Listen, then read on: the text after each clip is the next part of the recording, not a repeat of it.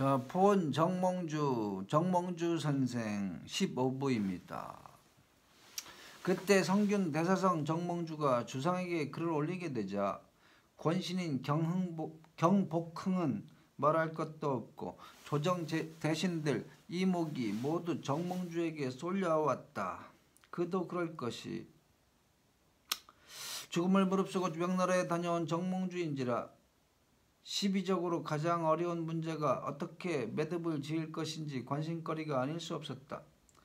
신 정몽주는 삼가 아리나이다.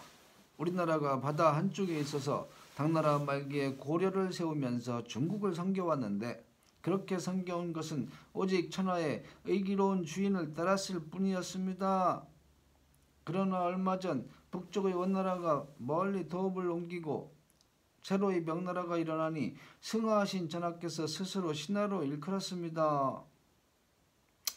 정몽주는 그의 긴 글에서 원나라를 멀리하고 명나라와 가까이 할 것을 주장하였다.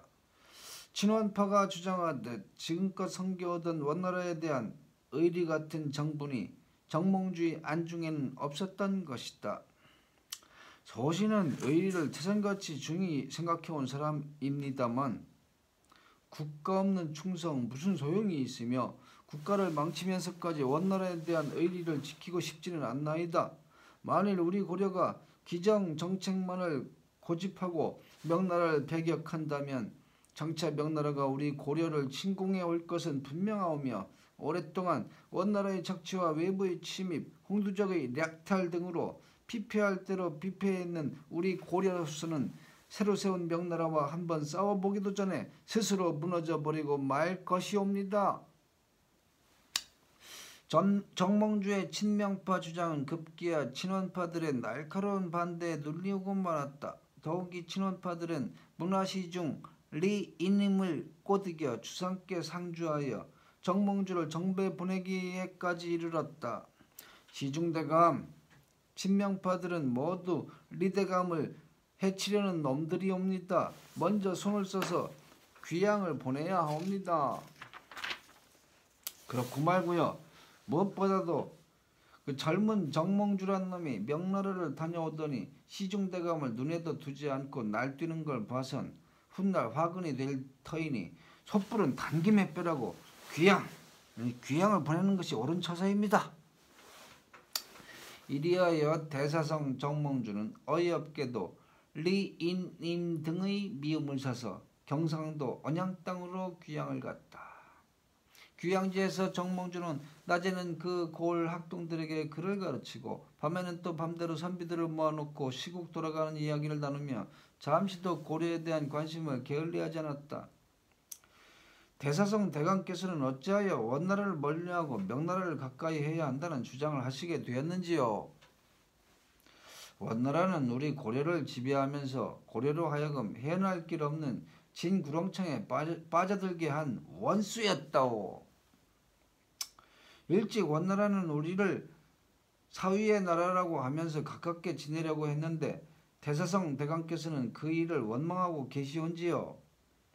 여러 젊은이들은 아직 원나라가 얼마나 극악스런 나라인지 잘 모르고 있는 것이요.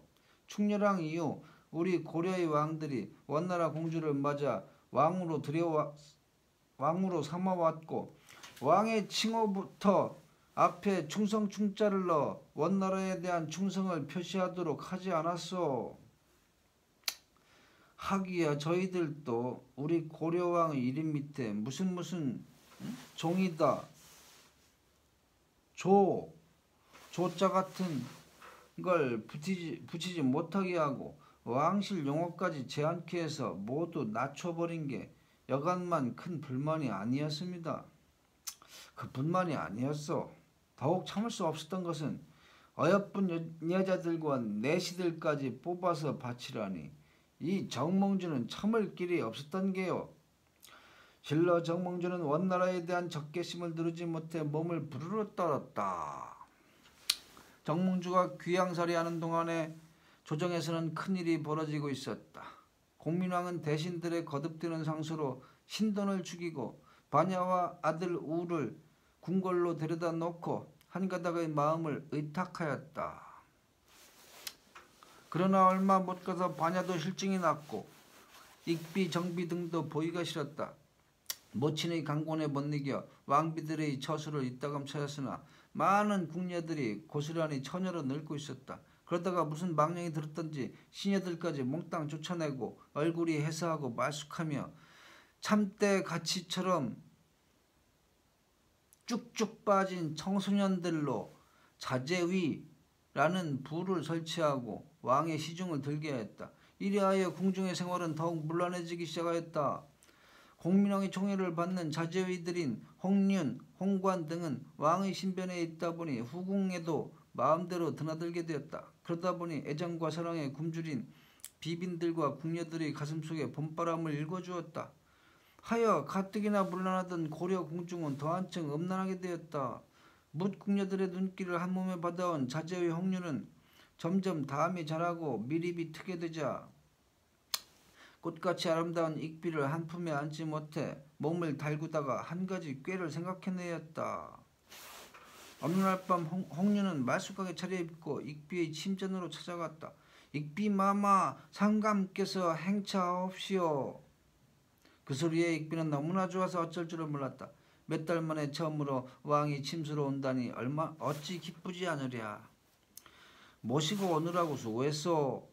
익비는 옷장문을 열어 제끼고 이것저것 꺼내어 몸에 대보고는 홍륜이가 옆에 있는 것을 까맣게 잊고 옷을 홀라당 벗고 새 옷으로 갈아입었다. 그리고는 경대 앞에 마주 앉아 곱게 화장을 하였다. 그동안 홍륜은 굶은 성냥이처럼 익비의 풍만한 몸에서 눈길을 떼지 못하고 침을 삼키며 몸을 부들부들 떨었다. 홍륜의 연극에 춤을 추고 있는 줄 모르는 익비는 한동안이 지나도 임금이 오지 않으니 그제야 홍륜이 계속 서 있는 것을 보고 물었다. 상감의 행차가 왜 이리 늦소? 신에게 먼저 가서 익비마마에게 아뢰고 모시고 있으라 하셨소이다. 아마 오시던 길에 반야의 처수에 들리신 것 같소이다. 흥? 그럼 또 틀렸어. 지금 상감의 안중에는 그년 하나밖에 없어. 그저 고년을. 익비는 반야 소리에 이를 갈며 폴싹 주저앉았다. 불덩이같이 달아오르던 온몸이 찹시에 냉수벼락을 맞은 것처럼 싸늘하게 식었다. 바로 이때라고 생각한 흥륜은 익비 곁으로 다가가서 은근한 소리로 아뢰었다. 마마, 신이 한 가지 조용히 드릴 말씀이 있나이다. 무슨 말인지 어서 말해봐요. 다른 게 아니라 오늘 저녁에 신은 상감의 분부를 받고 왔소이다. 상감의 분부라니요? 무슨 분부요? 상감께서는 반야의 몸에서 모니노를 보셨는데 왕비의 소생이 아니고 외관에서는 신돈의 씨라고 하지만 그것은 괜찮은 거고 그렇게 해서라도 비빈들 몸에서 소생이 있었으면 해서 생각하던 끝에 자제위를 내오고 오늘 밤에는 특히 소신을 익비마마의 침전으로 보내셨습니다.